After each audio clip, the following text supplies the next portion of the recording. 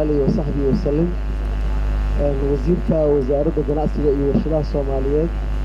أقاسمها أرمها برشدة حبيسك مدحوينها لطليها وزيرك أقاسمها جود وزارة الجناعسية مسؤولين تربط الجناعسية جناعستها دليارها كسوق الجلياشة عروض دمانتي وحيد الله يا يوريسو. السلام عليكم ورحمة الله وبركاته.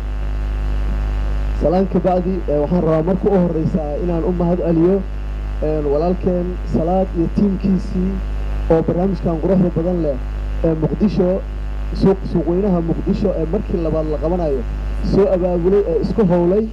شقة أبور كده سبي جناعة الصوماليين نهال كان سوق يعني أرنتا شغلة قروح بدن لقبت وحن ليها الصلاة هذا سنتها أبي التيم تاعي أنت أسكت وحن روا إنان إلهو عروضا قروح بدن له هل كان كسعته عروض جناعسي أو جناعسي الصوماليين هل كان اسمه مادين وحسكو أفسنا يان أو معهم كرا اسكو برنا يان أو حريرك القادنا يان أو ديسكونت سوسمين أيوه وواحد وروح بدن أول هيك كرني مودن وزير هروا إلى كو إلى هذا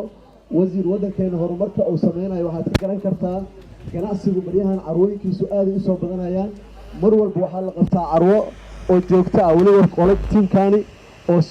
عروة كدوان عروين كي سيجار وقبتي waxay u moodaa inay sameeyaan in dadka iyo ayagu ay si degdeg ah isu bartaan waxna la kala gato discountna la sameeyo suuq weyn halkan oo ka abuurmo oo maalmaha saddexda bari ah ay dad badan wax kala gataan xiriir weyn oo kala qaato waxay ku tusaysaa marka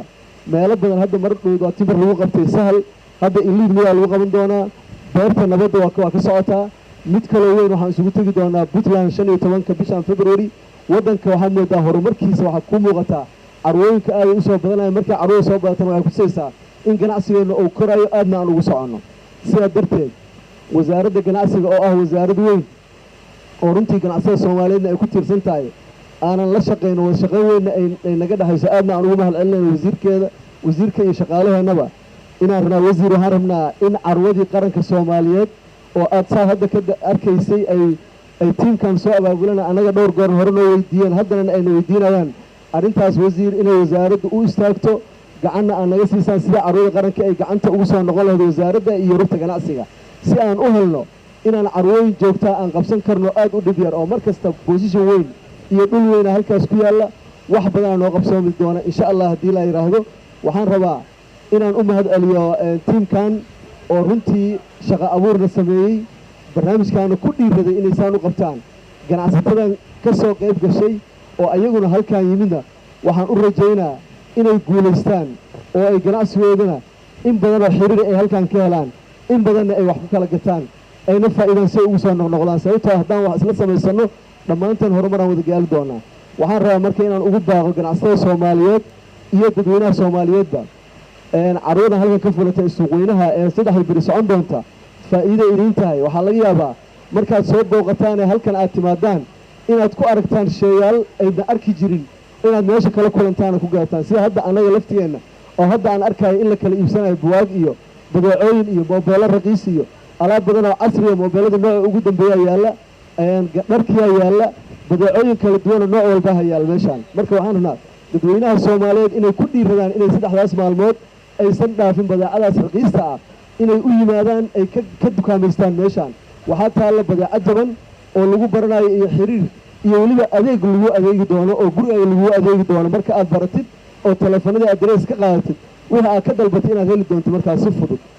ganacsatada Soomaaliyeed waxaan ku dhiirigelinayaa iyaguna inay marna yimaadaan oo wax ka gataan marna ay halkaan oo kale iyaguna ay ka qaataan 6 bilood mar la qabanaa marka la qabto waxa ii muuqata hadda ilaa dhowr iyo 10 dukaan inay marka ka dambeysay inay noqdaan kontameey inay noqdaan marka dambana beerta dambe inay buuxsadaan rajaynayna marka meelo badan lagu qabtaa aan iskaashano aan anagu wax kala gabadho aan anagu isu wada nimaana dhammaanteen dawladdeena sharafta badanna waxaan leenahay guulaysta aadaan ugu mahadcelinaynaa garab istaaga iyo gacansiinta wasaaradda ganacsiga iyo warshadaha Soomaaliyeed aadaan u mahadsantihiin marka ugu dambaysa waxaan rabaa inaan u mahadceliyo tiimkii soo abaabulay barnaamijkan oo u horeeya mudane salaad iyo asxaabtiisaba aadaan u mahadsantihiin waxaan leeyahay assalaamu calaykum waraxmatullaahi wabarakaatuh